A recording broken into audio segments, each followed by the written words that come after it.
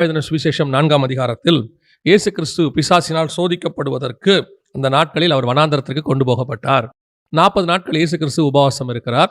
உபவாசம் இருந்த பின்பு அவருக்கு ஒரு சோதனை வருகிறது. ஆங்கிலத்தில் த டெம்டேஷன்ஸ் ஆஃப் ஜீசஸ் கிரைஸ்ட் என்று சொல்வார்கள். அதாவது அந்த சோதனையை குறித்து சொல்லப்படும். இதில் பற்றி நிறைய செய்திகளை கேட்டுக்கிட்டே வரோம். பலவிதமான வெளிப்பாடுகள், பலவிதமான காரியங்களை தேவ ஊழியர்கள், பரிசுத்தவான்கள் நமக்கு தந்திருக்கிறாங்க. இப்போவும் நாம் அப்படிப்பட்ட ஒரு சில காரியங்களை இதை வாசிக்கும் போது ஆவியானவர் உணர்த்தினவைகளை பார்க்கிறோம். பொதுவாக இந்த செய்தியை எடுக்கும் பொழுது அதில் ஒரு 3 விதமான காரியங்களை அவர்கள் சொல்வார்கள். அதாவது முதலாவதாக ஒரு வனாந்தரத்தில் இருக்கும் பொழுது கல்லுகளை அப்பமாக்கி புசியும் அப்படின்னு சொல்லுவாங்க. அதோட அர்த்தம் என்ன அப்படின்னு கேட்டிங்கன்னு சொன்னால், அவர் முதலாக அந்த பசி உண்டாயிருக்கும் பொழுது தன்னுடைய மாம்சத்துக்கான தேவைகளை குறித்து அந்த இடத்துல பார்க்கப்படுகிறது.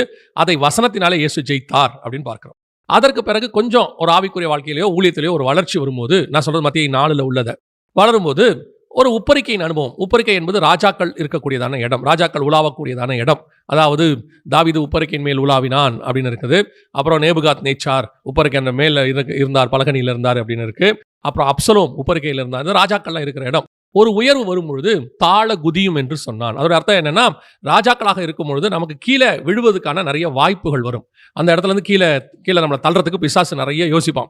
கீழே இருக்கும்போது, அந்த வனாந்தரத்தில் இருக்கும்போது, பூமியில நிற்கும் போது அவன் கீழே குதியும், கீழே பாருங்கன்னு சொல்ல மாட்டான். அந்த இடத்துல இருந்து கல்லுகளை அப்பமாக்கி புசியும் அப்படிம்பா. தேவை, அடிப்படை தேவைகளை பற்றி மட்டும் அந்த இடத்துல சொல்லப்படும். உன் வயிற்றுக்கு தேவையானது, வாழ்க்கைக்கு தேவையானது, ஊழியத்தை ஆரம்பிக்கிற புதிதில் நாம் அதுக்கான தேவைகளுக்கு ஓடிக்கொண்டிருக்கும் போது அதிலிருந்து வழிவிலக பண்றதுக்கு வார்த்தையை விட்டுட்டு அப்படி வேற பக்கம் திருப்ப பிசாசு முயற்சி பண்ணுவான். அப்ப ஆண்டவர் சொல்வாரு, நான் இந்த கல்லுகளில் அப்பமாக்கி அல்ல, கர்த்தருடைய வசனத்தினாலே பிழைக்கிறவன். அதுதான் பேசிக். ஊழியத்தின் பாதையிலும் ஆவிக்குரிய வாழ்க்கையிலையும் நம்மளை ஒரு குடும்ப தேவை, வீட்டு வாடகை, இந்த மாதிரி எவ்வளோ பேசிக்காக இருக்கும், அடிப்படை. அது கூட கொஞ்சம் கஷ்டம் வரும் ஆரம்பத்தில். ஊழியத்தின் பாதையில் வரும்போதோ, ஆவிக்குரிய வாழ்க்கையை நீங்கள் ஆண்டவர் ஏற்றுக்கொண்டு வரும்பொழுதோ கொஞ்சம் மனாந்தரம் வரதான் செய்யும். அதில் கூட வசனத்தை உறுதியாக பிடிக்கிறவங்க அதை தாண்டி வந்துருவாங்க. அதுக்கு அடுத்து நீங்கள் போகும்போது கீழே குதிக்க சொல்லுவான். இது உங்களை ரிஸ்க் எடுக்க சொல்கிற அனுபவம். கொஞ்சம் வளர்ச்சி வந்துருச்சு, நம்மளா முடிவெடுத்து அதெல்லாம் பார்த்துக்கலாம், ஆண்டவர் அதெல்லாம் காப்பாற்றிடுவார் அப்படின்னு சொல்லி தைரியமாக செய்கிற சில விஷயங்கள், துணிகரமாக செய்கிற விஷயங்கள். இது 2வது நிலை. இப்போ இதையும் இயேசு ஜெயிச்சிருவார். ஜெயிச்ச பிறகு 3வது மலைக்கு மேலே கூட்டிகிட்டு போவான். மத்திய 4 இருக்கு. மலைக்கு மேலே கூட்டிகிட்டு போவான். இப்போ கூட்டிகிட்டு போய் என்ன செய்வான் அப்படின்னு கேட்டிங்கன்னு சொன்னால், அந்த மலையில் இருக்கிற உலகத்தில் இருக்கிற எல்லா மகிமைகள், பட்டம், பதவி, ஆசை எல்லாத்தையும் காட்டுவான். இது எல்லாத்தையும் காட்டி, இது எல்லாத்தையும் உனக்கு நான் தரேன், என்ன மட்டும் பண்ணிச்சு கொள்ளுங்க. இப்போ நாம பல நேரங்களிலே பிசாசு என்பது உலகத்தில் உண்டானதுக்கு, அதாவது கண்களின் இச்சை, ஜீவனத்தின் பெருமை, மாம்சத்தின் இச்சை, இவையெல்லாம் உலகத்தில் உண்டானவைகள், அந்த பிசாசுக்குரிய காரியங்கள். இதெல்லாம் இதை எல்லாத்தையும் காட்டி, இதை என்ன பண்ணிச்சுக்கிட்டா இதெல்லாம் உனக்கு தருவேன் அப்படின்னு அர்த்தம். இது என்ன அப்படின்னு கேட்டீங்கன்னு சொன்னா, ஒரு பீரியட்ல நீங்க நல்ல ஆவிக்குரிய வாழ்க்கையிலேயோ ஊழியத்திலேயோ மேல வளர்ந்த பிறகு எல்லாம் உங்களை தேடி வரும். பட்டம், பதவி, பணம், ஆஸ்தி எல்லாம் வரும். அப்ப வரும்போது பிசாசு இதையெல்லாம் உங்களுக்கு வேணும்னா என்ன பண்ணிக்க சொல்லுவான். பல நேரத்தில் நீங்கள் அதுக்காக சில வளைஞ்சு கொடுக்க வேண்டியிருக்கும், உலகத்துக்கு பின்னாடி ஓட வேண்டியது இருக்கும். அந்த உலகத்தில் நீங்கள் கொஞ்சம் காம்ப்ரமைஸ் ஆக வேண்டியிருக்கும். எதெல்லாம் நீங்கள் அப்பத்தின் காலத்தில் காம்ப்ரமைஸ் ஆகாமல் இருந்தீங்களோ, ஆரம்பிக்கும் போது வைராக்கியமாக இருந்தீங்களோ, அதெல்லாம் விட்டு கொடுக்க வேண்டியிருக்கும். நீங்களே அதை செய்கிற மாதிரி இருக்கும். எதெல்லாம் செய்ய மாட்டேன் கர்த்தருக்கு நீங்கள் சொன்னீங்களோ, ஒரு 30-40 வருஷம் கழிச்சு நீங்களே அதை செய்வீங்க. அந்த இடத்துக்கு அது கொண்டு வந்துடும் பல நேரங்களில். அதான் உயரமான உன்னதமான மலையின் அனுபவம் அப்படின்னு அர்த்தம். மலைக்கு மேலே இருக்கும்போது ஜனங்க என்ன நினைப்பாங்கன்னா, மோசே மலைக்கு மேலே இருக்கிறாருன்னா ஆண்டவரோட பேசிட்டு இருக்கிறாரு அப்படின்னு நினைப்பாங்க. மலைக்கு மேலே இயேசு இருக்கிறாருன்னா ஆண்டவர் மறுரூமாக மேலே போயிருக்கிறாரு அப்படின்னு நினைச்சுப்பாங்க. ஆனா இங்கே பார்த்தா பிசாசு பேசிக்கிட்டு இருக்கோம். பல நேரங்களில் நீங்க ஆவிக்குரிய வாழ்க்கையில வளர்ச்சியில மேலே வரும்போது கூட பிசாசு சில ஆலோசனைகளை சொல்லும். அதனால தயவு செய்து இந்த 3 காரியங்கள் அதுல இருந்துச்சு. அந்த அப்பத்தை சாப்பிடும்போது கல்லுகளை அப்பமாக்கி புசியும்பான். கல்லு கீழே இருக்குது, இயேசுவை கீழே பார்க்க சொல்றான். இப்போ கொஞ்சம் உயரமா போயிடாச்சு உப்பரிக்கைக்கு. அங்க இருக்கும்போது சொல்லுவான் தாழ குதியும், கீழே குதிங்க, அடுத்து கீழே தான் பார்க்க சொல்றான். மலைக்கு மேலே கூட்டு போறான் உயரமா. இப்போ பூமியின் காரியங்கள் அங்கிருந்தும் பார்ப்பான், கீழே காட்டுவான். பிசாசு எப்பவுமே கீழானவைகளை மட்டும்தான் உங்களுக்கு காட்டுவான். பூமிக்குரியதான். நீங்க எவ்வளவு உயரம் போனாலும் அதுக்கு மேல உங்களை பார்க்க விட மாட்டான், தலையை உயர்த்தவே விட மாட்டான், கீழே பார்க்க சொல்லுவான். ஆனா பைபிள் சொல்லும் கீழானவைகள் அல்ல, எந்த நிலையில இருந்தாலும் நீங்க மேலேயே பார்க்கணும். நீங்க பூமியில இருக்கும்போது கூட என் ஆத்மா மான்கள் நீரோடையை வாஞ்சிக்கிறது போல உண்மை வாஞ்சிக்கிறது மேல பார்க்கணும். ஒரு படிக்கு மேல போன பிறகு முழு இருதயத்தோடு உண்மை தேட அங்க போயிடணும். கர்த்தருடைய நாளில் ஆவிக்குள்ளாகும் போது அவனுக்கு வானம் திறக்கப்பட்டது, மேல பார்க்கறான். அவன் நல்லா கவனிச்சு பாத்தீங்கன்னா, இங்க இருக்கும்போது மேல ஏற இயேசுவை பார்க்கறாங்க. கொஞ்சம் இவன் ஆவிக்குள்ளாகிற அனுபவம் அதுக்கு மேல இருக்கிற பரலோகத்தை பார்க்கறான். மேல மேல பார்த்துக்கிட்டு போயிட்டே இருக்கணும். பிசாசு கீழே கீழே கீழே பார்க்க சொல்லிக்கிட்டே இருப்பான். கீழே பார்க்க சொல்றது பிசாசு தான், கர்த்தர் கிடையவே கிடையாது. மேல பார்க்க சொல்றதா கர்த்தர். அல்லேலூயா. இது அதுல இருந்ததான ஒரு சத்தியம். லூக்கா எழுதின சுவிசேஷம் 4ஆம் அதிகாரத்துல இந்த ஆர்டர் கொஞ்சம் மாறுது. இப்போ மத்தேயுல பாத்தீங்கன்னு சொன்னா, முதல்ல அந்த இடத்துல வனாந்தரத்தில் போய் கல்லுகளை அப்பமாக்க சொன்னா, அடுத்து ஆலயத்தின் உப்பரிக்கையில பரிசுத்த நகரத்தின் உப்பரிக்கை அப்படின்னு இருக்கு, அங்க கூட்டிட்டு போனான்னு இருக்கு. அதுக்கு அடுத்து உயர்ந்த மலையின் மேல் அப்படின்னு இருக்கு மத்தேயுல வாசிக்கும் பொழுது. ஆனா லூக்கால வாசிக்கும் பொழுது இதுவே அப்படியே கொஞ்சம் ஆர்டர் மாறி இருந்துச்சு. அதுக்கும் காரணம் இருந்துச்சு. இப்ப நம்ம பார்த்தது மத்தேயு ஆவிக்குரிய சத்தியம். லூக்கால சொல்லப்பட்டதுக்கும் ஒரு ஆவிக்குரிய சத்தியம் இருந்துச்சு. அதுதான் ரொம்ப ஆச்சரியம் எனக்கு. ஆண்டவர் இந்த ஆர்டரை ஏன் மாத்தி வச்சாருங்கிறத இங்க வெளிப்படுத்தி கொடுத்தாரு. இங்க ஃபர்ஸ்ட் பாத்தீங்கன்னு சொன்னா லூக்கா 4:3 தேவனுடைய குமாரனையானால் இந்த கல் அப்பமாகும்படி சொல் என்றான். முதலாவதாக இயேசுக்கு வரப்பட்டதான சோதனை என்ன அப்படின்னு கேட்டீங்கன்னா, நம்ம எல்லாருக்கும் தெரிந்தபடி அவருக்கு பசி உண்டாயிற்று. ஒரு பசி இருக்கு. இந்த பசி என்ன? பொதுவாக 2 இடத்துல தான் இந்த மாதிரி நம்ம பார்க்கிறோம். சில 3 இடங்கள்ல இருக்கும். குறிப்பா 2 இடத்துல இயேசு கிறிஸ்து 2 இடத்துல இந்த மாதிரி பசி வருகிறது. ஒன்று இங்க, இன்னொன்று வந்து எருசலேமுக்கு நுழையும் பொழுது அத்தி மரத்தில் கனியை தேடினார் அப்படின்னு சொல்லி நம்ம பார்க்கிறோம். இந்த இடத்துல பசி வரும்போது 40 நாள் அவர் புசியாமல் இருக்கிறார், உபவாசம் இருக்கிறார். இருக்கும் பொழுது பிசாசு வந்து கல்லுகளை அப்பமாக்க சொல்றது. இது சாதாரணமாக பார்க்கறதுக்கான ஒரு மிக முக்கியமான ஒரு சம்பவமாக இருக்கு. ஆனால் இதுக்கு பின்னாடி நான் எப்பவும் ஒரு விஷயத்தை விசுவாசிப்பேன். என்னன்னா, இந்த வேதம் உள்ளது உள்ளபடி நமக்கு சொல்லுது அப்படின்னு சொன்னா அது சம்பவங்களின் தொகுப்பு அல்லது சரித்திர புத்தகமாக மாறிடும். ஆனால் இந்த வேதம் ஏன் அது பரிசுத்த வேதாகம்னு சொல்லப்படுது அப்படின்னா, அதுக்கு பின்னாடி பரலோகத்தினுடைய திட்டமும் ரகசியமும் ஒன்று இருக்கும். அதை நீங்க கண்டுபிடிக்கணும், அதை எடுக்கணும். அதுதான் உங்க ஆவிக்குரிய வளர்ச்சியினுடைய அளவு. ஒரு கதையா சம்பவமா படிச்சுட்டு போனீங்கன்னா எல்லாருக்கும் படிக்கிற மாதிரி இது ஒரு புக்கு, உங்களுக்கு இது ஒரு சம்பவமா படிச்சுட்டு போயாச்சு. இல்ல இதுக்கு பின்னாடி என்ன இருக்கு அப்படிங்கிறத ஒரு ஆவிக்குரிய சத்தியம் வெளிப்பட்டாதான் நீங்கள் ஸ்பிரிச்சுவலா இதை படிக்கிறீங்கன்னு அர்த்தம். அதனால தான் இதுக்கு பேர் பரிசுத்த வேதாகமம். இப்ப இயேசுவுக்கு 3 விதமான சோதனைகள் வைக்கப்படுகிறது. முதலாவது சோதனை எங்க வைக்கப்படுகிறது அப்படின்னு கேட்டீங்கன்னு சொன்னா, கல்லுகளை அப்பமாக்கி புசிக்கும்படிக்கு. இந்த சோதனை வைக்கப்படுவதற்கு ஃபர்ஸ்ட் காரணம் என்ன அப்படின்னு கேட்டீங்கன்னா, ஒரு மனிதனுடைய முதலாவது வீழ்ச்சி, ஃபர்ஸ்ட் வீழ்ச்சி, முதல் பிரமாணம் எங்க ஏற்பட்டது அப்படின்னு பார்த்தீங்கன்னு சொன்னா, ஏதேனிலே ஏற்பட்டது. ஏதேனிலே ஏற்பட்டதான அந்த வீழ்ச்சி எதனால ஏற்பட்டது அப்படின்னு பார்த்தீங்கன்னா, இதே சம்பவம் அங்கேயும் அப்படியே வேற விதமா இருக்கிறத உங்களால பார்க்க முடியும். அதாவது இங்கே இயேசுகிட்ட அவன் வந்தான் வனாந்தரத்துக்கு, அங்கே தோட்டத்துக்குள்ள முதலாம் ஆதாம், இவர் 2ஆம் ஆதாம் வருகிறாங்க. வந்த உடனே அவரை பார்த்து சொல்ற வார்த்தை என்ன அப்படின்னா, அந்த ஆதாம் ஏவாள் 2 பேரை பார்த்து தான் அங்க சொல்ற வார்த்தை என்னன்னா, இந்த பழத்தை புசிங்க அப்படின்னு சொல்றான். இங்க இயேசுவை பார்த்து என்ன சொல்றான்? கல்லுகளை அப்பமாக்கி புசியும். 2 பேருக்கும் ஒண்ணுதான். இதை சாப்பிட்டீங்கன்னா, இப்ப இயேசு இதை சாப்பிட சொல்றான். ஏன்னா அவர் பசியில் இருக்கிறாரு, அதனால அவரை பார்த்து சாப்பிட சொல்றான். இது எதற்காக கொடுக்கப்பட்டது அப்படின்னு கேட்டீங்கன்னா, முதலாவதாக இப்ப இந்த கல்லுகளை அப்பமாக்கி இயேசு புசிக்க ஒருவேளை அவன் பேச்சை கேட்டு செஞ்சுட்டாருன்னா, அவனுக்கு கீழ்பட்டு அதை புசித்ததுக்கான அது அடையாளம். இப்ப இயேசுக்கு பசியும் இருக்கு, கல்லுகளை அப்பமாக்குகிற வல்லமையும் அவருக்கு. ஏன்னா அவர் மண்ணையே மனுஷனா மாத்தினவர்.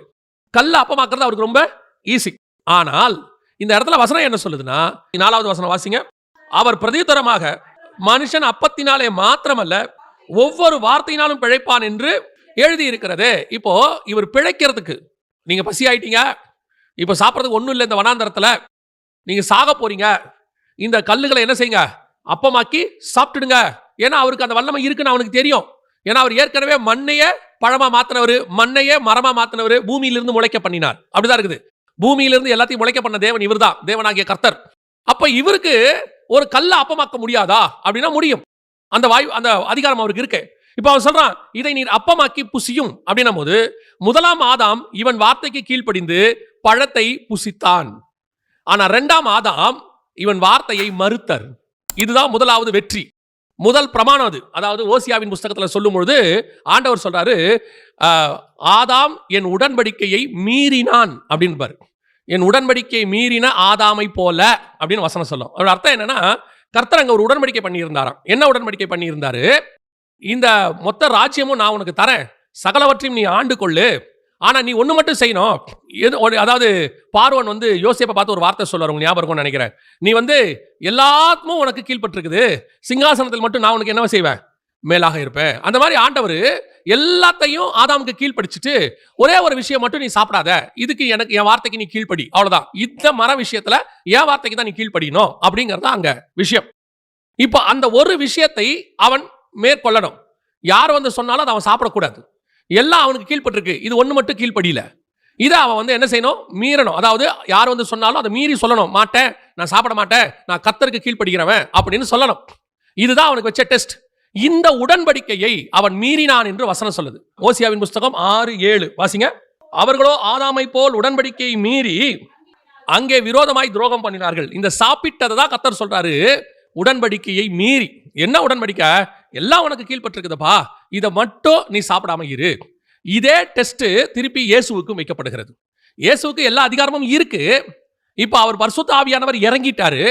பரிசுத்த ஆவியானவர் வனாந்தரத்துக்கு அவரை கூட்டிட்டு போயிட்டாரு. 40 நாள் உபவாசம் இருந்தாச்சு. இப்ப இவர் தேவனுடைய குமாரன், எல்லாம் ஓகே தான். ஆனால் சகலவற்றையும் அவர் அவருக்கு கீழ்ப்படுத்தி இருந்தார். அவரோ அதை கொள்ளையாடின பொருளாய் எண்ணாமல் அவர் அவருக்கு கீழ்ப்பட்டிருந்தார். இயேசு பிதாவுக்கு கீழ்ப்பட்டிருந்தார். அவரோட அர்த்தம் என்ன? எனக்கு எல்லாம் கொடுக்கப்படும், ஆனா நான் கர்த்தருக்கு கீழ்ப்படிஞ்சிருப்பேன், கர்த்தருடைய வார்த்தைக்கு கீழ்ப்படிஞ்சிருப்பேன். அதை மீறதுக்கு பிசாசு இவரை தோக்கடிக்கிறதுக்கு யூஸ் பண்ண முதலாவது டெக்னிக் தான் இந்த புசித்தல். இப்போ நீங்க புதிய ஏற்பாட்டில் இதை எப்படி எடுத்துக்கலாம் அப்படின்னு கேட்டீங்கன்னா, ஆதாமை சாப்பிட வேண்டாம் என்று சொன்னதை சாப்பிட்டார். அதற்கு இன்னொரு வார்த்தையில சொல்லணும்னா அபாத்திரமாய் போஜனம் பண்ணது. கர்த்தர் சாப்பிடக்கூடாதுன்னு சொல்றது என்ன பண்றாரு? சாப்பிட்றாரு. இப்ப நமக்கும் அப்படி ஒன்று இருக்கு. 1 கொரிந்தியர் 11 இருக்கு கம்யூனியன்ல, அபாத்திரமாய் போஜன பானம் பண்ணாமல். இப்ப நமக்கு என்ன சொல்லப்படுது அபாத்திரமா அப்படின்னா, இங்க நீங்க சாப்பிடணும், ஆனா அபாத்திரமா சாப்பிடக்கூடாது. அதோட அர்த்தம் என்ன? இப்போ நோவாவை பார்த்து ஆண்டவர் வார்த்தை சொல்றாரு, ரொம்ப அழகா இருக்கும். 9ஆம் அதிகாரத்துல நோவா எல்லாம் முடிச்சாச்சு, வெளியே வந்த உடனே அவரோட ஒரு உடன்படிக்கை பண்றாரு, பிரமாணம் ஏற்படுத்துறாரு. நியாய பிரமாணம் அங்கதான் ஃபர்ஸ்ட் உருவாக்கப்படுது. அந்த இடத்துல தான் நியாய பிரமாணம் உருவாக்கப்படுது. 9ஆம் அதிகாரத்தை சொல்லும் பொழுது 4வது வசனம், மாம்சத்தை அதன் உயிராகிய ரத்தத்தோட புசிக்க வேண்டாம். அதாவது ரத்தத்தோடு கூட புசிக்க கூடாது என்பது பிரமாணம். இப்ப இங்க ரத்தத்தோடு புசிக்க வேண்டாம் என்பது பிரமாணம். இந்த இடத்துல அவன் சாப்பிடலாம், மாம்சம் சாப்பிடலாம், ஆனா ரத்தத்தோட சாப்பிடக்கூடாது. இங்க சகலவித கனிகளையும் புசிக்கலாம், ஆனா இந்த கனியையும் சேர்த்து சாப்பிடக்கூடாது. நன்மை தீமை அறியத்தக்க கனியையும் சாப்பிடக்கூடாது. அங்கே ஒரு பிரமாணம், இங்கே ஒரு பிரமாணம். இப்ப இவரு என்ன பண்ணாரு? இப்ப நம்ம எல்லாருக்கும் தெரியும், ரத்தம் மாம்சம் இது ரெண்டையும் இயேசு எங்க கொண்டு வர்றாருன்னா, இது என்னுடைய ரத்தமா இருக்குதுன்னு திராட்சை ரசத்தை கொண்டு வர்றாரு. அவருடைய சரீரத்தை மாம்சமா கொண்டு வர்றாரு. இது என்னுடைய மாம்சமா இருக்கிறது அப்படின்னு அப்பத்தை கொண்டு வராரு. சரீரத்தை இது என் சரீரமா இருக்கிறது. ரத்தத்தை சொல்லும் போது இது திராட்சை ரசத்தை, இது என்னுடைய ரத்தமாக இருக்கிறது அப்படின்னு ரெண்டையும் புசிக்க சொல்றாரு. இங்க நோவா திராட்சை ரசத்தின் குடி வெறி தெளிந்து, திராட்சை ரசம் குடிச்சதுனால நோவாவுக்கு என்ன வந்துருச்சு? குடிவெறி வந்துருச்சு. நோவா காலத்துக்கு முன்னாடியே குடிவெறி இருந்துச்சு. நோவா காலத்துக்கு முன்னாடியே குடிவெறி இருந்துச்சு. எங்க இருந்துச்சுன்னு கேட்டீங்கன்னா, இந்த இடத்துல புசித்தும் குடித்தும் பெண் கொண்டும் பெண் எடுத்தும் இருக்கு. மத்திய 24:37-38. அதே காரியம் லூக்கா 21 சொல்லும்போது 34 வாசிங்க. உங்கள் இருதயங்கள் பெருந்திண்டியினாலும் வெறியினாலும். இன்னைக்கு பெருந்திண்டியின் காலம் இது. எந்த திரும்பி எடுங்க, ஒரு தெருவை பாருங்க, 10 கடை சாப்பிட்ற கடை தான் இருக்கு. விதவிதமா சாப்பிட்ற கடை. ஒன்னு ரெஸ்டாரண்ட், ஒன்னு பேக்கரி, ஒன்னு இதுக்கு மட்டும், ஒன்னு அதுக்கு மட்டும், ஒன்னும் ஜூஸ் குடிக்கிற இடம், எல்லாம் பாருங்க பெருந்திண்டி பெருசாயிடுச்சு. முந்தி இந்த மாதிரி எதுவுமே இருக்காது. எதா இருந்தாலும் வீட்டுக்கு தான், வீட்டுக்கு போய் தான் டீயோ காஃபியோ மோரோ சாப்பாடோ எல்லாம் அங்க எது இருக்குதோ இல்லையே போய் ஒரு ரசத்தையாவது சாப்பிட்டு படுக்கிற காலம் ஒன்று இருந்துச்சு. பெருந்திண்டி. அடுத்து குடிவெறி இருக்கு பாருங்க, புசித்தும் குடித்தும் இருக்கு இல்லையா? அதுக்கு லூக்கா 21 என்ன சொல்லுது? உங்கள் இருதயம் பெருந்திண்டியினாலும் வெறியினாலும். இதுதான் நோவா காலத்துல இருந்தது. வெறி, குடி வெறி. இது எப்ப இருந்துச்சு? நோவா காலத்திலேயே இருந்துச்சு. நோவா காலத்துக்குன்னா ஜலப்பிரளயத்துக்கு முன்னாடி இருந்துச்சு. இப்ப நோவா வசனம் சொல்லுது, நோவா திராட்சை ரசத்தின் வெறி தெளிந்து அப்படின்னு இருக்கு. 9ஆம் அதிகாரம் 24 வாசிங்க. நோவா திராட்சை ரசத்தின் வெறி தெளிந்து விழித்த போது. இப்ப என்ன அர்த்தம்னா, இதை ஸ்பிரிச்சுவலா அதான் சொன்னா, இதுக்கு பின்னாடி இருக்கிற ஆவிக்குரிய விதத்தை நீங்க யோசிச்சீங்கன்னா, ரத்தம் என்பது திராட்சை ரசம் என்பது அவர் மாம்சத்தின்படி திராட்சை ரசம் வெறி அப்படின்னு வச்சுக்கலாம். அப்படிதான் இருக்கு. வெறி தெளிந்த போது அவர் எதனால அதை குடிச்சாரு? தெரியாம குடிச்சாரா, தெரிஞ்சு குடிச்சாரா, அது வேற விஷயம்.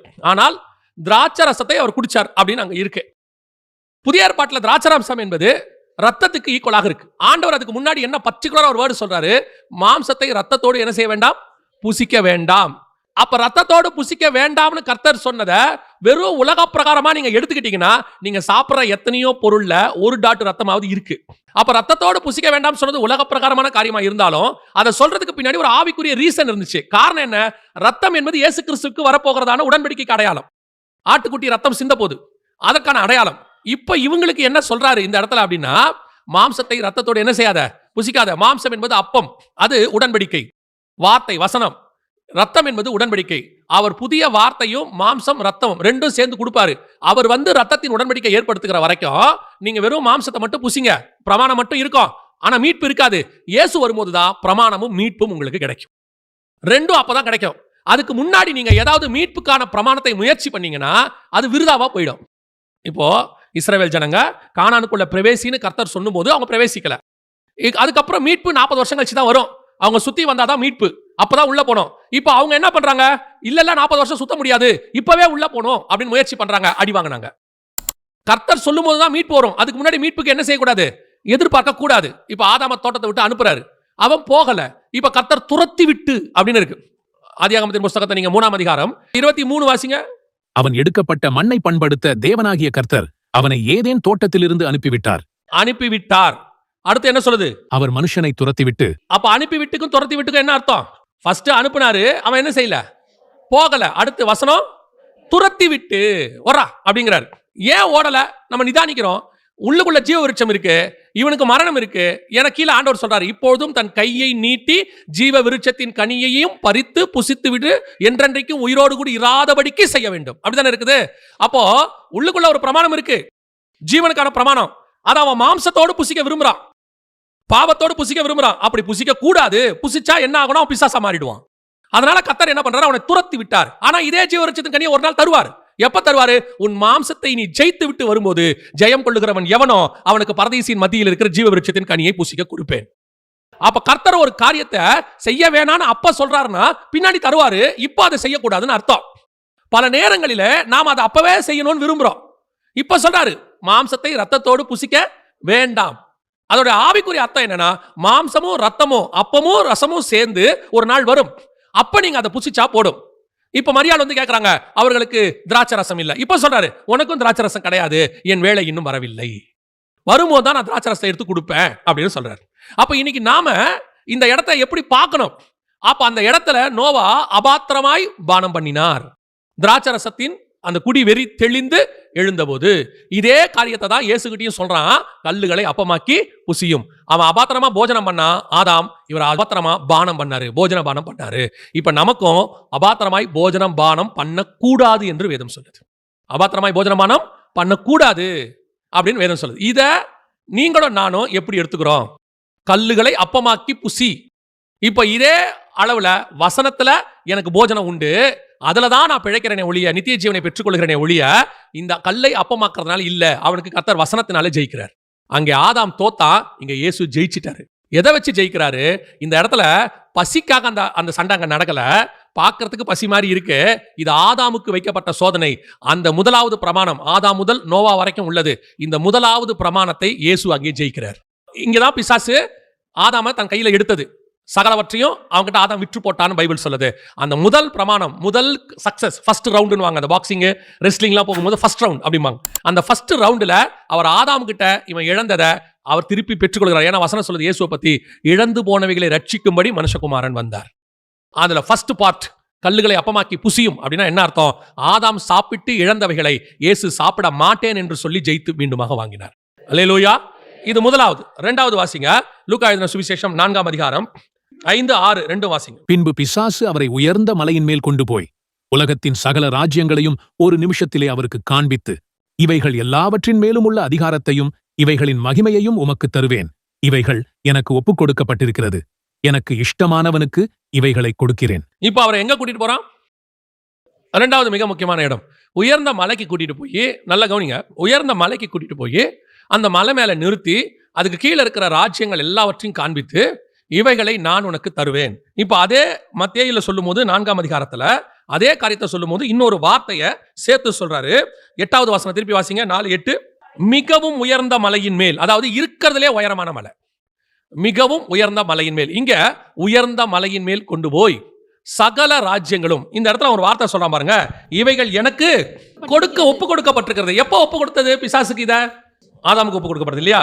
சரி வாசிங்க, ஆதியாகமத்தின் புஸ்தகம் 9ஆம் அதிகாரம் 1-2 வாசிங்க. பின்பு தேவன் நோவாவையும் அவன் குமாரரையும் ஆசீர்வதித்து, நீங்கள் பலுகி பெருகி பூமியை நிரப்புங்கள், உங்களை பற்றிய பயமும் அச்சமும் பூமியில் உள்ள சகல மிருகங்களுக்கும் ஆகாயத்தில் உள்ள சகல பறவைகளுக்கும் உண்டாயிருக்கும், பூமியிலே நடமாடுகிற யாவும் சமுத்திரத்தின் மச்சங்கள் யாவும் உங்களுக்கு கையளிக்கப்பட்டன. ஆதாமுக்கா நோவாவுக்கா? யார் கையில கையளிக்கப்பட்டன? ஆதாமு கிட்ட கொடுத்தத அப்ப ஆண்டவர் அழிச்சு முடிச்சிட்டாரு. ஆதாம்கிட்ட கொடுத்தது அந்த ஜலப்பிரளயத்தோட எல்லாம் முடிஞ்சிருச்சு. இப்ப 2வது செஷன் ஆரம்பிச்சிருச்சு. இப்ப முதல்ல ஆரம்பிக்கும் போது ஆண்டவர் வானத்தை பூமியும் படிக்கும் போது பூமி எங்க இருந்துச்சு? தண்ணிக்குள்ள இருந்துச்சு. அப்படித்தானே இருக்கு, பைபிள் அப்படித்தானே இருக்கு, தண்ணிக்குள்ள இருந்துச்சு.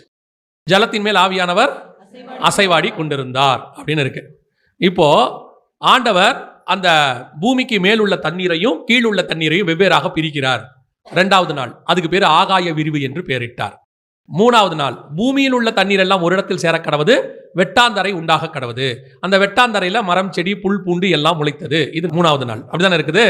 இப்போ படைக்கிறதுக்கு முன்னாடி பூமி தண்ணிக்குள்ள இருக்குது, ஆவியானவர் அசைவாடிட்டு இருக்கிறாரு, உள்ளுக்குள்ள என்ன இருக்குது? பூமி இருக்கு. இப்போ நோவா காலத்துல பாருங்க, மகா ஆழத்தின் 7ஆம் அதிகாரத்துல வசனம் சொல்லுது, ஆதியாகமத்தின் புஸ்தகத்துல 11வது வசனம், நோவாவுக்கு 600ஆம் வயதாகும் வருஷம் 17ஆம் தேதியாகிய அந்நாளிலே மகா ஆழத்தின் ஊற்றுக்கண்கள் எல்லாம் பிளந்தன, வானத்தின் மதகுகளும் திறவுண்டன. இப்ப தண்ணி அப்படி என்னவாயிருச்சு? கீழ இருந்து வருது, மேல இருந்து வருது. இப்ப எவ்வளவு தூரம் வந்துச்சு தண்ணி அப்படின்னு பாத்தீங்கன்னா, அதே அதிகாரம் 7, 19, 20, ஜலம் பூமியின் மேல் மிகவும் அதிகமாய் பெருகினால் வானத்தின் கீழ் எங்கும் உள்ள உயர்ந்த மலைகள் எல்லாம் மூடப்பட்டன. மூடப்பட்ட மலைகளுக்கு மேலாய் 15 முழ உயரத்திற்கு ஜலம் பெருகிற்று. மலைக்கு மேல ஜலம் 15 முழம். நம்ம ஊர் கணக்குக்கு ஒரு 22 அடி. நம்ம ஊருக்கு 1 முழம்னா 1 அடி கணக்கு வச்சிருக்கிறோம். அவங்க ஊர்ல ஒரு ஊருக்கு இந்த அடி கணக்கு மாறும். நம்ம ஊருக்கு 1 அடி, 1 முழம்னா 1 அடின்னு சொல்லுவாங்க. கிட்டத்தட்ட 22 அடி உயரம். எவரெஸ்டே கிட்டத்தட்ட எத்தனையோ 1000 அடின்னு சொல்றாங்க. பிரைமீடே 5000 அடின்னு சொல்றாங்க. அதை விட உயரம் கிட்டத்தட்ட 22 அடிக்கு உயரத்துக்கு தண்ணி. அப்ப பூமி இப்ப எது மேல எதுக்குள்ள இருக்குது? தண்ணிக்குள்ள இருக்குது.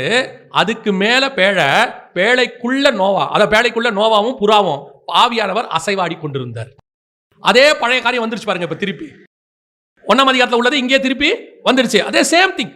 அதே மாதிரி ஜலம் வந்து 2 மூடிக்குச்சு, மேல ஆவியானவர் அசைவாடிக்கிட்டே இருக்கிறாரு. இதான் 1ஆம் அதிகாரத்தில் இருந்துச்சு. இப்ப திருப்பி ஆண்டவர் ஜலத்தை வத்த பண்ணினார். ஆனா இப்ப பேழை எங்க நிக்குது? அதான் முக்கியம். பேழை எங்க நிக்குது? 8ஆம் அதிகாரம் 4ஆம் வசனம். 7ஆம் மாதம் 17ஆம் தேதியிலே பேழை அரராத் என்னும் மலைகளின் மேல் தங்கிற்று. அரராத் என்னும் மலைகளின் மேல் தங்கிற்று அப்படின்னு இருக்கு. அரராத் துருக்கியில இருக்கிற ஒரு மலை. கவனிங்க, 7ஆம் மாசம் தான் அந்த மலை வந்து அரராத் மேல தங்குது. அதுக்கப்புறம் நீங்க வசனம் வாசிச்சீங்கன்னா 8ஆம் அதிகாரம் 14வது வசனம், 2ஆம் மாசம் 27ஆம் தேதியிலே பூமி காய்ந்திருந்தது. அப்பதான் கர்த்தர் நோவாவை நோக்கி புறப்பட்டு போங்கள் அப்படின்னு சொல்றாரு. கிட்டத்தட்ட 5 மாசம் இப்ப எங்க இருக்குது? பேழை மலைக்கு மேலேயே இருக்குது. இப்போ இறங்கி வரக்கூடிய நோவா கிட்ட தான் கர்த்தர் உடன்படிக்கை பண்றாரு. பண்ணிட்டு அவர் கீழே சொல்றாரு, உங்களோடு கூட நான் உடன்படிக்கை பண்ணுகிறேன், அப்புறம் வந்து உங்களை அழிக்க மாட்டேன், ஒரு வில்லு வரும் எல்லாம் சொல்லிட்டு இந்த வார்த்தையும் சொல்றாரு, உங்களை பற்றிய பயமும் அச்சமும் பூமியில் உள்ள சகல மிருகங்களுக்கும் ஆகாயத்தில் உள்ள பறவைகளுக்கும் உண்டாயிருக்கும், பூமியிலே நடமாடுகிற யாவும் சமுத்திரத்தின் மச்சங்கள் யாவும் உங்களுக்கு கையளிக்கப்பட்டன. உங்ககிட்ட கொடுத்துட்டேன். இப்ப இதெல்லாம் யார் கையில கொடுக்கப்பட்டது? நோவா கிட்ட கொடுக்கப்பட்டது. ஆனா நோவா கிட்ட கொடுக்கப்பட்டது எப்படி பிசாசு கிட்ட போச்சு? நோவா கிட்ட கொடுக்கப்பட்டது எப்படி பிசாசு கிட்ட போச்சு? இப்ப ஆதாம் கிட்ட கொடுத்தது எப்படி பிசாசு கிட்ட போச்சு? அவர் என்ன செஞ்சாரு? அபாத்திரமா போஜனம் பண்ணாரு. இல்ல ஒரு இப்ப இன்னொரு விஷயத்தை கவனிங்க. அபாத்திரமாய் போஜனம் பண்ணாரு. பண்ண உடனே கர்த்தர் வந்து அவனை பார்த்து கேட்ட முதல் கேள்வி, உனக்கு நிர்வாணி என்று அறிவித்தவன் யார்? இந்த உபதேசம், நீ நிர்வாணியா இருக்கிற அப்படின்னு வந்து ஒருத்தன் சொல்லிட்டு போயிட்டான். யார் சொன்னது? பிசாசு. அது ஒரு உபதேசம். இப்ப யார் நிர்வாணம்? ட்ரெஸ் போடாமல் இருக்கிற ஆளுக்கு பேர் நிர்வாணம். சரிதானே? நாம ட்ரெஸ்ஸோட பார்த்ததுனால ட்ரெஸ் இல்லாத ஆளை பார்த்தா நமக்கு என்னவா தெரியுது? சரி. நாயை பார்த்தா நிர்வாணமா தெரியுதா? பூனையை பார்த்தா என்னைக்காவது நிர்வாணமா தெரியுதா உங்களுக்கு? ஏன் நிர்வாணமா தெரியல? ஆரம்பத்திலிருந்தே அது ட்ரெஸ் போடல, அதனால அதை பார்த்தா நமக்கு நிர்வாணமா தெரியல. ஆதாமும் ஏவாளும் ஆரம்பத்திலிருந்தே அப்படி இருந்தாங்க. இப்ப நம்ம நடுவுல ட்ரெஸ்ஸோட எல்லாரையும் பார்த்துட்டு ட்ரெஸ் இல்லாதவங்களை பார்த்தா நமக்கு நிர்வாணமா தெரியுது. அப்ப ட்ரெஸ்ஸிலே இல்லாத காலத்துல நிர்வாணம் ஒன்று எங்க வந்துச்சு? நான் கேட்கறது புரியுதா? அப்படி ஒரு விஷயமே இல்லையே, உலகத்திலேயே இல்லையே. அதுக்கு முன்னாடி யாராவது ட்ரெஸ் போட்டுட்டு இருந்திருக்கணும். இப்ப போடாதவங்களை பார்த்து இவங்க என்ன சொல்லணும்? என்னங்க அவங்களா போட்டிருக்காங்க, நீங்க போடாம இருக்கீங்க, நிர்வாணின்னு சொல்லணும். இவங்க தான் ஃபர்ஸ்ட் மனுஷங்க. அதுக்கு முன்னாடி ட்ரெஸ் போட்டவங்க ஒருத்தர் இல்லவே இல்லை. அப்படி ஒரு கான்செப்டே இல்லையே. எப்படி நிர்வாணம்னு ஒரு வந்துச்சு? அதுக்கு பேர் தான் உபதேசம். இல்லாத ஒரு உபதேசத்தை பிசாசு வந்து சொல்லிட்டு போயிட்டான். இவங்களுக்கு புதுசா இருக்கு. இன்னைக்கு நிறைய பேருக்கு இந்த மாதிரி புதுசா டாக்டரினா பிசாசு கொடுக்குறான். இவங்களுக்கு ஆமா இல்ல, இப்படி இல்ல. ஆண்டவர் கேட்கிற அடுத்த கேள்வி, உனக்கு நிர்வாணி என்று அறிவித்தவன் யார்? இந்த விஷயம், இப்படி ஒரு விஷயத்தை உனக்கு சொன்னது யாருப்பா? இப்படி எங்க இருக்குது? யார் சொன்னா அப்படின்னு சொல்லி உடனே அந்த இடத்துல ஒரு சாபம் வந்துச்சு. கர்த்தர் சொல்றாரு, சர்பத்தை சபித்தார், பூமியை சபித்தார், நீ எடுக்கப்பட்ட மண்ணு சபிக்கப்பட்டிருக்கும். சர்பத்தை சபித்தார், சாபம் வந்துச்சு. அப்படியே இங்க வாங்க நோவா கிட்ட. நோவா திராட்சை ரசத்தை குடிச்சார், வெறி வந்துருச்சு, தெளிஞ்சு எழுந்தார். இப்போ கர்த்தர் அதுக்கு முன்னாடி உடன்படிக்கை பண்ணியிருக்கிறாரு, கையளிச்சிருக்கிறாரு, எல்லாம் இருக்காரு. இப்போ நோவா திராட்சை ரசம் குடிச்ச உடனே நிர்வாணம் வந்துருச்சு. ஒருத்தன் ஓடி போய் நிர்வாணி என்று அறிவிக்கிறான். யார் அறிவிக்கிறது? நோவாவுடைய பையன் காம் அறிவிக்கிறான். அங்க நிர்வாணி என்று அறிவித்தவன் யாருன்னு கேட்டாரு. இங்க நிர்வாணம் என்று அறிவித்தவன் காம். இவன் போய் சொல்றான், நோவா படுத்திருக்கிறாரு. அங்க ஆண்டவர் அவங்க நிர்வாணத்தை தோல் உடைகளை கொண்டு மூடினார். இங்க சேமும் யாபேத்தும் வஸ்திரத்தை கொண்டு மூடினார்கள். சேம் விஷயம் அப்படியே நடக்கும். சேம் விஷயம் அங்க எப்படி 1ஆம் அதிகாரத்துல நடந்துச்சோ அதே மாதிரி ஜலப்பிரளயத்தில் நடந்துச்சு. எப்படி 3ஆம் அதிகாரத்தில் நடந்துச்சோ அப்படியே ஜலப்பிரளயத்துக்கு பின்னாடி நடந்துச்சு. இப்போ அங்க அவங்க சாப்பிட்ட உடனே ஒரு சாபம் வந்துச்சுல, மண்ணுக்கும் பாம்புக்கும் சாபம் வந்துச்சுல. இங்க கர்த்தர் கானானை சபித்தார்னு வசனம் சொல்லுது. கானான் சபிக்கப்பட்டவன். எப்போ அந்த காரியம் இங்க நடந்துச்சோ அதே காரியம் சேம் விஷயம் வேற விதமா இங்க நடந்த உடனே அங்க எல்லாம் பிசாசுக்கு போன மாதிரி இங்கேயும் எல்லாம் யார்கிட்ட போயிருச்சு? பிசாசு கிட்ட போயிடுச்சு. அவ்வளவுதான், மொத்தம் பிசாசு கிட்ட போயிடுச்சு. இதத்தான் பிசாசு மலைக்கு மேல வச்சு சொல்றான். மலைக்கு மேல ஒருத்தங்கிட்ட எல்லாத்தையும் கொடுத்தீங்கல்ல, கையளிக்கப்பட்டது இல்ல, அந்த மலைக்கு மேல உள்ள எல்லாம் இப்ப எங்கிட்ட வந்துருச்சு, எனக்கு கையளிக்கப்பட்டிருக்கிறது. இப்ப அவன் சொல்றான், என்னை தாழ விழுந்து பணிந்து கொண்டால் இவைகளை நான் உனக்கு தருவேன். ஏன் இவர்கிட்ட அந்த வார்த்தையை சொல்றான்னா, இவரு ஆதாம் இழந்ததையும் நோவா இழந்ததையும் மீண்டும் ரட்சிக்கும்படி வந்தவர், மீண்டும் உலகத்தை ஜெயிக்கும்படி இவர் வந்தவர். அதுக்கு ஒரு ஷார்ட்கட் சொல்லி கொடுக்கிறா. நீர் என்னை தாழ விழுந்து இதானே உங்களுக்கு வேணும், இந்த உலகத்தின் ராஜ்யமும் அதன் மகிமையும் உங்களுக்கு வேணும். இது எங்கிட்ட கையளிக்கப்பட்டிருக்கு, எங்கிட்ட வந்துருச்சு, எங்கிட்ட கை கொடுத்துட்டாங்க, எங்கிட்ட தான் இருக்கு. என்னை மட்டும் தாழ விழுந்து பணிஞ்சுக்கோங்க, நான் உங்களுக்கு தந்துறேன். இதோட அர்த்தம் என்ன? கர்த்தர் நோவா கிட்ட கையளிச்சாரு. ஆனா நோவா யாரை பணிந்து கொண்டான்? நோவா யாரை பணிந்து கொண்டான்? அவன் அந்த பேழையிலிருந்து வெளிப்பட்டு ஒரு பலிபீடம் கட்டி சுத்தமான மிருகங்களை பலியிட்டு கர்த்தரை தொழுது கொண்டான். இப்போ மலையில இயேசு பார்த்து சொல்றான், இதே மலையில நோவா கிட்ட இதெல்லாம் கொடுக்கப்பட்டுச்சு, அவங்ககிட்ட தான் எல்லாம் கொடுத்தாங்க, எல்லாத்தையும் எங்கிட்ட கொடுத்தான். ஆனா நோவா கர்த்தரை பணிஞ்சுக்கிட்டான், நீங்க என்ன பணிஞ்சுக்குங்க. கர்த்தரை பணிஞ்சுக்கிட்டான், கர்த்தர் எல்லாத்தையும் அவங்ககிட்ட கொடுத்தாரு. அந்த இடத்துல வசனம் தெளிவா இருக்கும். நோவா பலிபீடம் கட்டி எல்லாவற்றையும் பலியிட்டான், கர்த்தர் சுகந்த வாசனையாய் அதை நுகர்ந்தார். முடிச்சுட்டு அடுத்த 2 வசனம் கீழே சொல்றாரு, எல்லாம் உனக்கு கையளிக்கப்பட்டது. இதே காரியத்தை ஆப்போசிட்டா இயேசு கிட்ட கேட்கறான், என்ன பணிஞ்சுக்கோங்க, எல்லாத்தையும் நான் உங்களுக்கு தந்துடுறேன். எங்க? அந்த மலையில நடந்ததை இந்த மலையில வந்து கேட்கறான். ஏன் மலைக்கு மேல கொண்டு போய் கேட்கறான்னா, நோவா காலத்துல இருந்து இயேசு வர்ற வரைக்கும் உள்ள கையளிக்கப்பட்டுச்சு. ஆதாம்ல இருந்து நோவா வரைக்கும் உள்ளது ஃபர்ஸ்ட் சோதனை. நோவால இருந்து இயேசு கூட இல்ல, தாவீது வரைக்கும் உள்ளது 2வது சோதனை. இப்ப இந்த இடத்துல இயேசு சொல்றாரு, உன் தேவனாகிய கர்த்தர் ஒருவரையே. ஏன்னா இது உங்ககிட்ட கையளிக்கப்பட்டது, ஆனா இதோடைய சிருஷ்டிகர் கர்த்தர். அவர் நினைச்சார்னா திருப்பியும் அழிச்சிட்டு புதுசா உருவாக்கி இன்னொருத்தன் கையில அதை கொடுக்க முடியும். ஆதாம் கிட்ட கொடுத்தாரு, ஆதாம் உங்ககிட்ட கொடுத்துட்டான், ஆனா எல்லாத்தையும் கர்த்தர் அழிச்சு முடிச்சிட்டாரு. இப்ப உங்ககிட்ட என்ன இருக்குது? ஒண்ணுமே கிடையாது. இப்ப எதுவுமே உங்ககிட்ட இல்ல, எல்லாம் போச்சு. ஆனா இப்ப அது யார்கிட்ட இருக்கு தெரியுமா? ஒரு நீதிமானாகிய நோவாவின் கையில் இருக்கிறது. அவன் கையில திருப்பி கொடுத்தாரு. இப்ப அவன் திருப்பி நிர்வாணமாகி சாபம் வந்து எல்லாம் திருப்பி பழையபடி மாறிடுச்சு. இப்ப அது யார்கிட்ட இருக்கு? யார்கிட்டயும் இல்ல. இதைய திருப்பி அழிச்சு முடிச்சிட்டு இன்னொரு நீதிமான் கையில் கொடுக்கிற உன் தேவனாகிய கர்த்தரையே பணிந்து கொள்வாயாக. யார்கிட்ட இருக்குதோ அவங்ககிட்ட எல்லாம் பணிஞ்சுக்க முடியாது. இதை யார்கிட்ட கொடுக்கிறாரோ அவர்கிட்ட பணிஞ்சுக்கணும். அல்லேலூயா. அப்போ யாரை இதை இப்ப இயேசு என்ன சொல்றாரு? எனக்கு இது வேணும், இந்த உலகத்தின் ராஜ்யம் மகிமை. ஏன்னா எல்லாம் பிதாவுது. ஃபர்ஸ்ட் ஆதாம்கிட்ட கொடுத்தோம், நீ வாங்கிட்ட, நாங்க அழிச்சு முடிச்சிட்டோம். திருப்பி ஃப்ரெஷ் ஆக்கி நோவா கிட்ட கொடுத்தோம், அவங்ககிட்ட இருந்து நீ வாங்கிட்ட. இப்ப அவன் சொல்றான், 2 பேரும் வாங்கிட்டேன்ல, இதை வாங்கத்தானே நீங்க வந்தீங்க, என்ன தாழ விழுந்து புரிஞ்சுக்கொள்ளுங்க, நான் உங்களுக்கு கொடுத்துறேன். இயேசு சொல்றாரு, உன் தேவனாகிய கர்த்தர் ஒருவரையே ஆராதனை செய்வாய். ஏன் தெரியுமா? இது இன்னொருத்தங்கிட்ட இருந்து நீ வாங்கினது, ஆனா இன்னொருத்தனுக்கும் உனக்கு ஒருத்தர் கொடுத்தாரு, அவரையே நான் பணிஞ்சுக்கிட்டு அவரே எனக்கு இது கொடுத்துருவார். பல நேரங்களிலே நம்ம மீடியேட்டர் தான் தேடி போறோம். அதிகாரத்திற்கும் ஆண்டு கொள்ளுதலுக்கும் என்ன வித்தியாசம்? அதே மாதிரி தான் பைபிள்ல 100க்கு அதிபதி இருக்கான். அவன் சொல்றான், ஒருவன் வா என்றால் வருகிறான், போ என்றால். இப்ப அவன்கிட்ட அந்த அதிகாரம் இருக்கு. ஆனா 100க்கு அதிபதி ஆளுகிற அதிகாரம் ஏரோது கையிலும் பிலாத்து கையிலும் இருந்துச்சு. புரியுதா உங்களுக்கு? இப்போ இந்த இடத்துல பிசாசு கையில் இருக்கிறது அதிகாரம், கையளிக்கப்பட்டது. ஆண்டு கொள்ளுகிறது கர்த்தர். புரியுதா உங்களுக்கு? இப்ப நீங்க அதிகாரி கிட்ட இருந்து வாங்கணுமா, ஆண்டு கொள்ளுகிறவர்கிட்ட இருந்து வாங்கணுமா?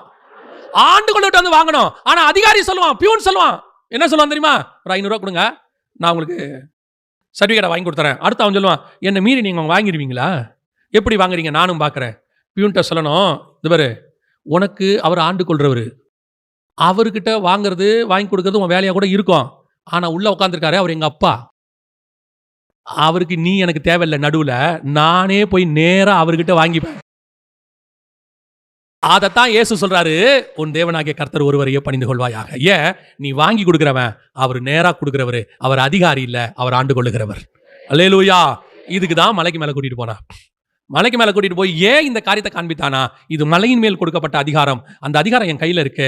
இதை நீங்க என்ன கேளுங்க, நான் வேணா உங்களுக்கு கொடுத்துறேன். எனக்கு தேவை நீங்க என்ன பணிஞ்சு கொண்டா மட்டும் போதும். அவர் சொல்றாரு, நோவா எந்த மலையில யாரை பணிஞ்சு இதை வாங்கினானோ அவரை பணிஞ்சே நான் அதை வாங்கிக்கிறேன், உன்னை பணிய மாட்டேன்னு அது கூட அர்த்தம். அல்லேலூயா. கடைசியாக இப்போ பிசாசு அந்த இடத்துல சொல்லுது, 4ஆம் அதிகாரம் லூக்கா எழுதின சுவிசேஷம் 9:10 வாசிங்க. அப்பொழுது அவன் அவரை எருசலேமுக்கு கொண்டு போய் தேவாலயத்து உப்பரிகையின் மேல் அவரை நிறுத்தி, நீர் தேவனுடைய குமாரனே ஆனால் இங்கே இருந்து தாளகுதியும், ஏனெனில் உம்மை காக்கும்படிக்கு தம்முடைய தூதர்களுக்கு உம்மை குறித்து கட்டளையிடுவார் என்றும், உமது பாதம் கல்லில் இடராதபடிக்கு அவர்கள் உம்மை கைகளில் ஏந்தி கொண்டு போவார்கள் என்றும் எழுதியிருக்கிறது என்று சொன்னான். நல்லா கவனிங்க, இது தேவாலயத்தின் உப்பரிக்கையின் மேல் கொண்டு போய் அப்படின்னு இருக்கு. இது இருக்கிறதுலையே மிக முக்கியமான லாஸ்ட் ஸ்டேஜ், தேவாலயத்தின் உப்பரிக்கை. இந்த தேவாலயத்தினுடைய உப்பரிக்கை என்பது எதை குறிக்கிறது அப்படின்னு கேட்டீங்கன்னா, ஆலயத்தினுடைய பலகனி. ஆலயத்தினுடைய பலகனி. இப்போ அந்த இடத்துக்கு போய் அங்கே இருந்து அவரை நிறுத்தி ஒரு வார்த்தை சொல்றான், இங்கிருந்து என்ன செய்யுங்க, தாழ குதிங்க. குதிச்சிங்கன்னா வசனம் சொல்லுது, உன் பாதம் கல்லில் இடாதபடிக்கு யாருக்கு கட்டளையிடுவார்? தூதர்களுக்கு கட்டளையிடுவார். இப்போ இவன் கூட்டிட்டு போனது, நான் முன்னாடி இந்த வசனத்தை படிச்சுட்டு இருக்கும்போது எனக்கு ஒன்று தோணுச்சு. என்ன அப்படின்னு கேட்டால், பலகனின்றது வந்து அரண்மனையில் வந்து தாவீது என்ன செய்கிறாரு, இந்த காரியத்தை செய்கிறாரு. அதுக்கு அடுத்து அப்சலோமு, நேபுகாத், இதெல்லாம் அரண்மனையின் பலகனி, அரண்மனையின் பலகனி. ஆனால் இது என்ன சொல்லுதுன்னு பாருங்க. 4ஆம் அதிகாரம் மத்தேயு எழுதின சுவிசேஷத்தை வாசிங்க பார்ப்போம். அப்பொழுது பிசாசு அவரை பரிசுத்த நகரத்திற்கு கொண்டு போய் தேவாலயத்து உப்பரிகையின் மேல் அவரை நிறுத்தி. நல்லா கவனிங்க, இது அரண்மனையின் உப்பரிக்கை அல்ல. இந்த இடத்துல சொல்லப்பட்டது அரண்மனைக்கின் உப்பரிக்கை அல்ல. இங்கே சொல்லப்பட்டிருக்கிறது முழுக்க முழுக்க எதை பத்தி? தேவாலயத்தின் உப்பரிக்கை அல்லது பரிசுத்த நகரத்தின் உப்பரிக்கை. இப்ப இந்த பரிசுத்த நகரத்தின் உப்பரிக்கையில ராஜாவா வீற்றிருக்கிறது யாரு? நல்லா கவனிச்சுக்கொள்ளுங்க. பரிசுத்த நகரம் இது வந்து ஸ்பிரிச்சுவல். தேவாலயம் என்பது ஆவிக்குரிய காரியம்.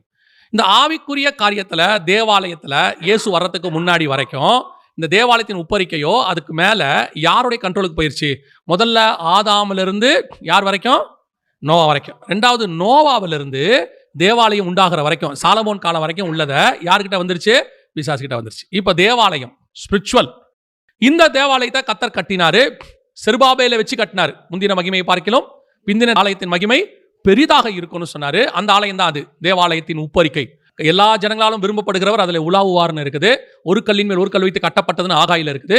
இந்த தேவாலயத்தினுடைய உப்பரிக்கை, உப்பரிக்கைனா ராஜாக்கள் உலாவுகிற இடம். சோ இந்த தேவாலயத்துல ராஜாவாக உலாவுகிறது யாரு? இப்ப யாருகிட்ட அது இருக்குது அப்படின்னு சொன்னா, எசேக்கியேல் புஸ்தகம் 8ஆம் அதிகாரம் 6வது வசனம் வாசி. அவர் என்னை நோக்கி, மனுபுத்திரனே, அவர்கள் செய்கிறதை காண்கிறாயா?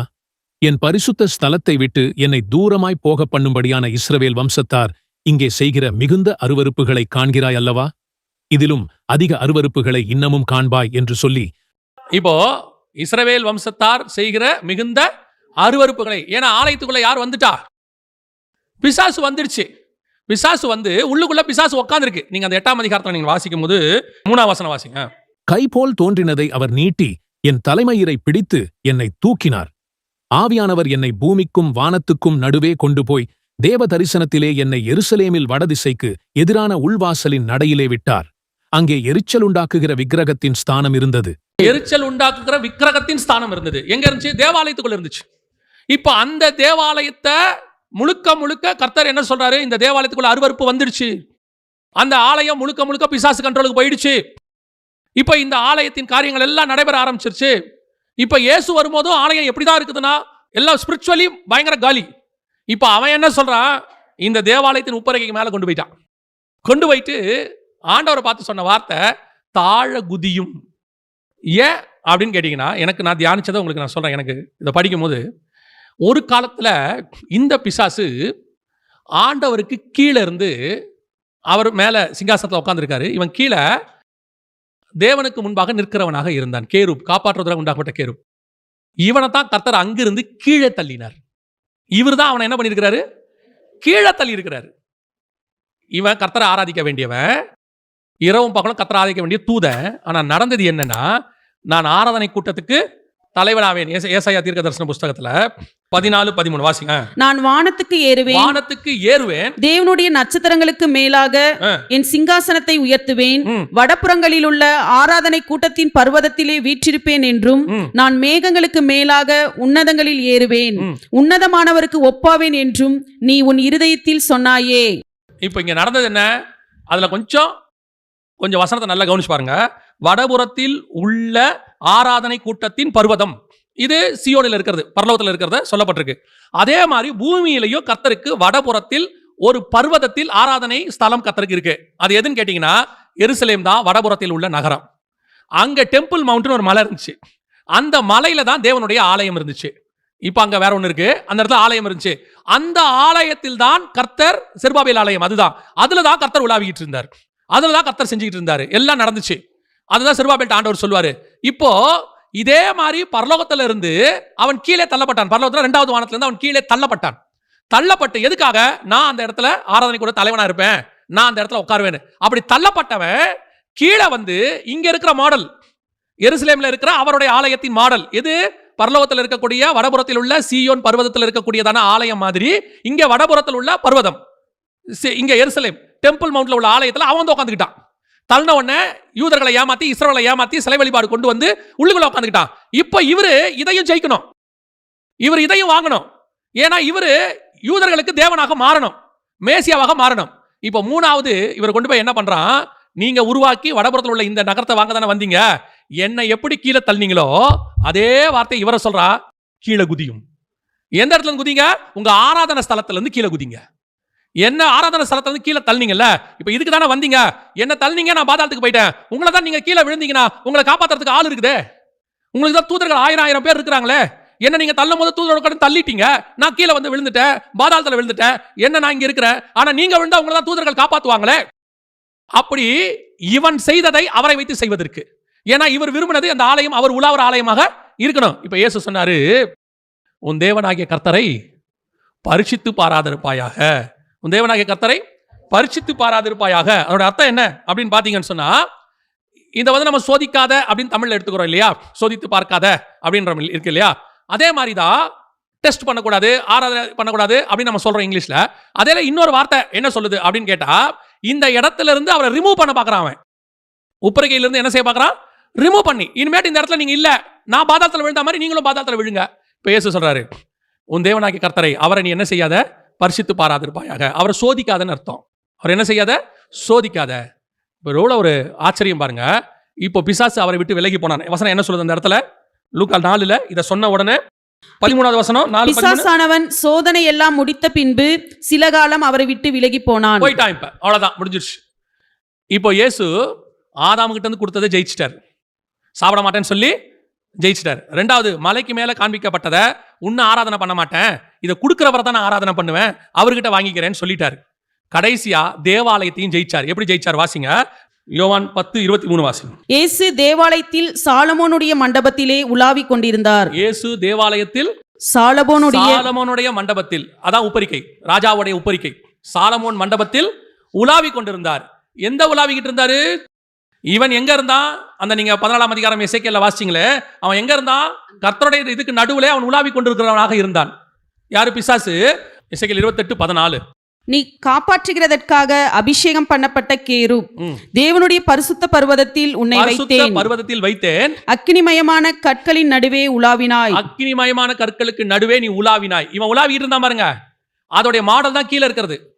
இந்த மாடல்ல இருந்து அங்கிருந்து இவனை ரிமூவ் பண்ணிட்டாரு. இப்ப கீழே ஒண்ணு உருவாக்கினாரு, பர்வதம், ஆலயம், அவரு. அதுல இவரை தள்ளிட்டு இவருக்கு பதிலா அவன் வந்துட்டான்.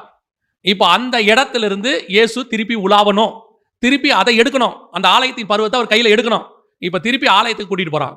நீங்க ஆதாம் கிட்ட இருந்து வந்ததை ஜெயிச்சாச்சு, நோவா கிட்ட இருந்து வந்ததை ஜெயிச்சாச்சு, கடைசியா ஸ்பிரிச்சுவலி ஆலயத்தின் பருவத்தை ஜெயிக்கணும். அந்த இடத்துல இப்ப அவன் சொல்றான், இங்க இருந்து கீழே குதிங்க. ஏன்? இதே மாதிரி பரலோகத்துல இருந்து நான் கீழே தள்ளி இருக்கீங்க, என்ன பாதாளத்துல விழுந்திருக்கோம். இப்ப இவர் சொல்றாரு, உன் தேவனாகிய கர்த்தரை பரிசித்து பாராதிருப்பாயாக. கர்த்தர் இப்பொழுது பிசாசு சோதனை முடிஞ்சிருச்சு.